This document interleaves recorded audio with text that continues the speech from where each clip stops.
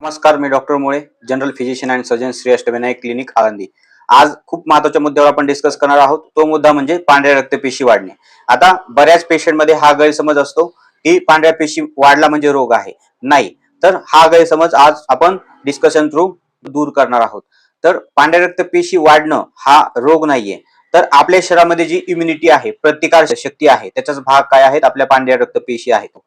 ज्यावेळेस आपल्याला एखाद्या जीवाणू किंवा विषाणूचं इन्फेक्शन होतं, त्यावेळेस आपल्या शरीराचं तापमान वाढते. आपण त्याला ताप आला म्हणतो, इंग्लिशमध्ये आपण फीवर म्हणतो. तसेच आपल्या शरीरामध्ये पांढऱ्या रक्तपेशी जास्त वाढतात. तर त्या पांढऱ्या रक्तपेशी आपल्या शरीरात एक प्रतिकार क्षमतेचं कार्य करतात आणि जो बॅक्टेरिया किंवा व्हायरस ज्यानं आपल्या बॉडीला इन्फेक्शन केलेलं आहे, तर त्याला मारण्याचं काम, किल करण्याचं काम काय करतात? ह्या पांढऱ्या रक्तपेशी करतात.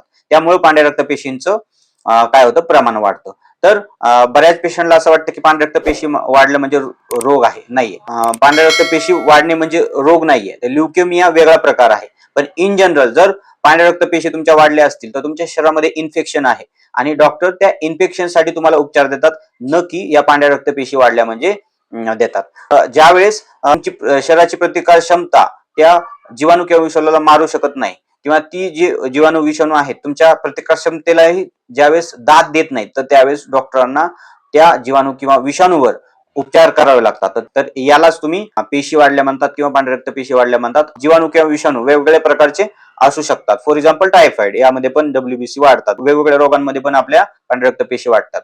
तर फायनली मी तुम्हाला हेच सांगेन, पांढऱ्या रक्त पेशी वाढणे हा रोग नाहीये. तर ही एक आपल्या शरीराची प्रतिकार क्षमता आहे, एक डिफेन्स मेकॅनिझम आहे, जो जीवाणू किंवा विषाणू तुमच्या शरीराला अटॅक करतो त्याला मारण्याची. तर अशा प्रकारे माहिती आहे पांढऱ्या रक्तपेशी वाढण्याची. तर ही माहिती तुम्हाला कशी वाटली मला नक्कीच कमेंट सेक्शन मध्ये कळवा आणि आपल्या चॅनलला लाईक, शेअर आणि सबस्क्राईब करा. भेटूया नेक्स्ट व्हिडिओमध्ये. तोपर्यंत जय हिंद.